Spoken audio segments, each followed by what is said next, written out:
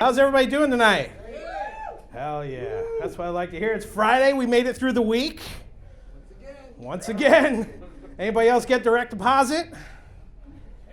Well, is everybody fucking retired? You're waiting for Social Security on the 15th of the next month? What's going on? Damn. I got direct deposit, and then I had to redeposit that back into the mortgage payment. That's a lot of fun. I hope everybody had fun during the 5-minute Arizona tornado the other day. Is everybody's lawn chairs okay? Did you guys survive that? That was wonderful, man. I had a friend comment on my post, though, man. He's like, oh, my trash can fell on the street and everything dumped out. And I was like, dude, my thoughts and prayers are with you, my friend. I know this is a tough time, but keep your faith high. Praise Jesus. You will rebuild. It's totally okay. We had some national headlines lately. There was some senator, Sutton, couldn't talk anymore. What was his name again? Yeah, right. Yeah, exactly. Mitch McConnell. Man, you know, I don't agree with that guy politically 9 times out of 10, but I got to say, I got to give him credit. You know, he went up there and he did the best damn Joe Biden impression I've ever seen in my life. That was solid. I'll tell you what, I loved it. You know, I recently turned 37 years old. Yeah, I'm not excited about it either. Don't fake the funk. It ain't good. It ain't good. You know, what happens when you get older is your friends start to disappear, and the only time you see each other is usually at a funeral.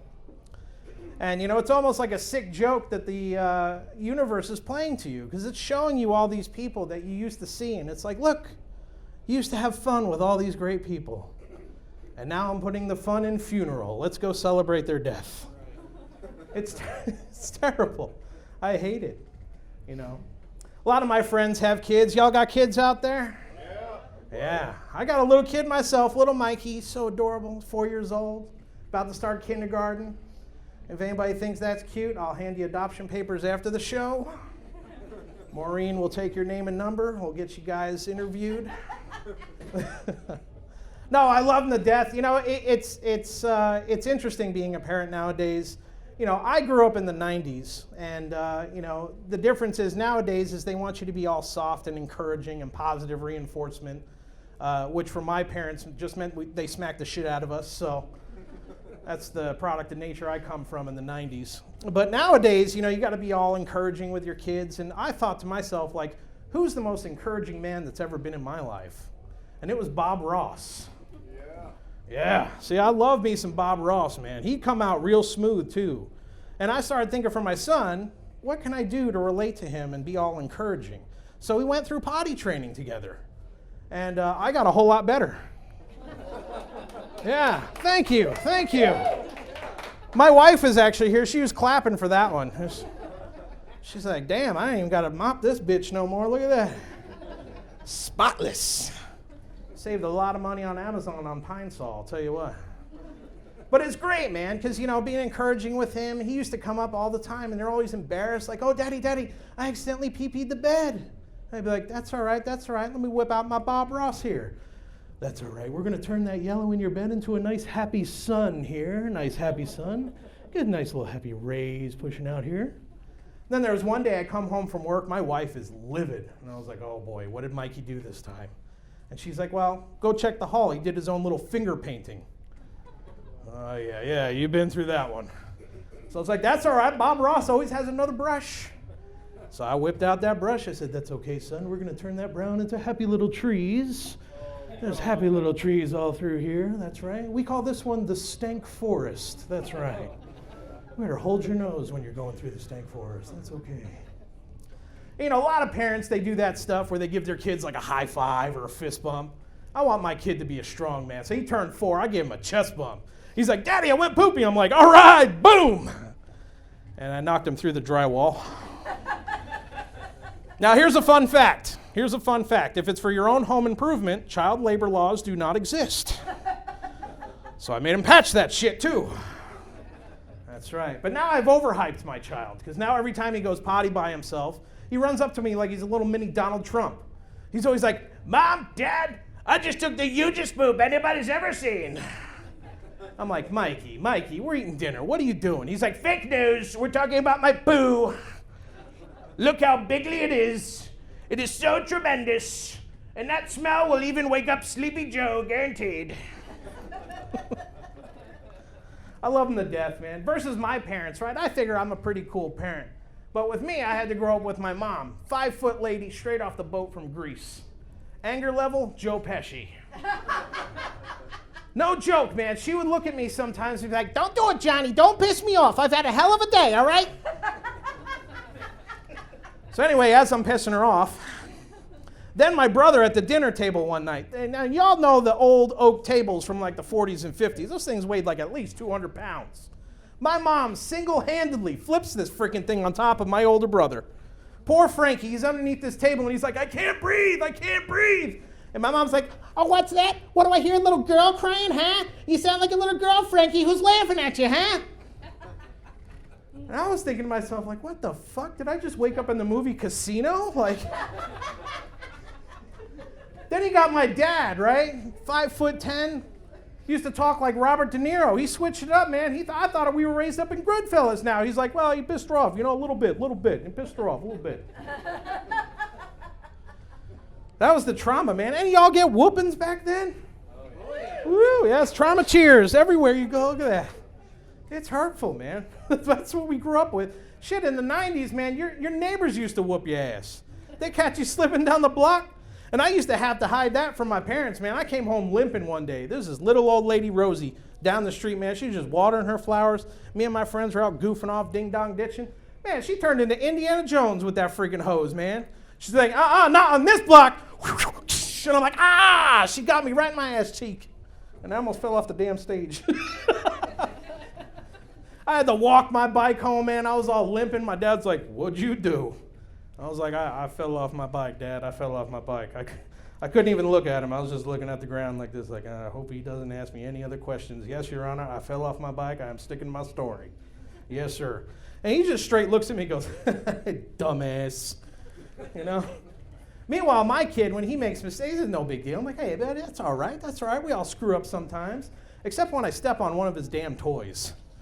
I get it. Little kids are going to make a mess anywhere they go, right? But the thing that makes me upset the most is not so much the mess. It's how he avoids it, walking through the house, not caring about a damn thing. Like, he's got some weird, like, toy radar going on. I call it Toydar, okay? He just walks around the house. Hey, Dad, check out me. Look, hey, look at that wind chime up there. Hey, look at me. He's just balling through the house. Meanwhile, I'm staring directly at the floor, and one of his toy soldiers went up my ass. I don't know how it happened. And I would never want to inflict pain on my own son. I would never want to do that. Maybe once, though, I'd like them to bust some ass on some Legos or something. It'd just be excellent. And by the way, I like the fact that you guys are clapping for all the comics here this evening and for me coming up on stage. It makes me feel like I won a game of Man vs. Food. I love that show. It is so America. I love America so much, that's why I wear it on my lapel. I got a little American flag. And that's right, America. And that show is America too, because where else can you go? And there's a whole crowd of people cheering for one man polishing off a 5-pound burrito. You can't go anywhere else in the world and see that type of action. What are you gonna do, fly out to Ethiopia and be like, how's he doing, Jim? I got a handful of crickets. No. That's called Man versus Malnutrition. Tune in the next day, see if he's still alive. But I love that show, man. That was good. We had a lot of good cartoons growing up, man. Ren and Stimpy, y'all remember that? There was a famous line that I got my ass whooped for saying that. One of my friends growing up, he's talking about his grandma, and Ren and Stimpy taught me how to say, I'll teach your grandma how to suck eggs. I didn't know what the hell that meant. I still don't know what the hell that means, actually. Can somebody help me out? All I know is I still got a pain in my ass from that one. That was bad. Man, that wasn't even my mom that kicked my ass. That was my dad that whooped me for that one. Once again, Robert De Niro coming out. He's like, yeah, you like the taste of my shoe, huh? You like it? It's so far up your ass, I'll hit your taste buds. Get out of here. All right, that was a little more like Tony Soprano, I guess. Still trying to work on that one a little bit. It's good stuff, man. I love it. I love doing stand-up comedy. I've officially, as of this week, been doing stand-up comedy for 2 years. That's right. It's a long time to be pissing somebody off without getting your ass whooped. You know, I get it. A lot of people are freaked out to laugh or clap for stand-up comics nowadays because you don't know what's going to happen, right? It's like, oh, can they push the envelope? What about cancel culture? And I'm sitting here like, shit, I can't wait to get canceled. I'll use what cancel culture is meant for. It's free advertising. That's how I found the best podcasts, man, all from cancel culture. I didn't even know Joe Rogan existed until I heard he was canceled. I was like, hell yeah, let's listen to this guy. Then he said some shit, and I don't get offended, but I was like, damn, dude, that's why they canceled yours. Except he made more money out of it, so I was like, well, shit, if I can say some things that I don't really agree with, maybe I'll get some money out of it. And I'm happy to report that I still have a full-time job on top of doing stand-up comedy. That's right. It's all good. I love it, though, man. I love making people laugh. I was born to do this. That's how I feel about it. You know, some people are like, are you going to say anything offensive? I'm like, I don't know, maybe. Why? Are you going to get offended? I mean, that'll just make it funnier. That's the way it is, man. I do work in IT for a living. That is my day job by trade. I am a systems administrator. So what that means is, no, I won't fix your damn computer after the show either. I can't escape you people. It comes like Thanksgiving time, Christmas. There's always somebody walking up to me like, hey, John, how you doing? Hey, good. Hey, I got this new iPhone. Can you teach me how to take video on it? I'm like, yeah, let me take a video on my balls for you right here, buddy. That's how I feel every time you come up to me with that. Was that the light? I only got like 2 minutes, 1 minute? 1 minute? Oh my God, 1 minute remaining. All right, I got some other impressions I can do. We already talked about Joe Biden. What else can I do? Oh yeah, Don Corleone. You guys like Don Corleone? All right. So here's Don Corleone if he's still a boss, but of a Pizza Hut. And he's having a real bad day. And he decides to pick up the phone for an order. And he's like, thank you for calling Domino's. This is Donnie. How can I help you? Yeah, I'd like an extra large pepperoni pizza. Buena cena. This pepperoni I cannot do for you. Well, why the hell not? I used all the pepperoni on your mom last night. Oh! Well, that is my time. My name is Johnny Jello. God bless y'all for coming up, supporting stand-up comedy. Now, back to the stage, your host, Killer Keeley. Keep it going for Johnny Jello! That's a great way to start out the show.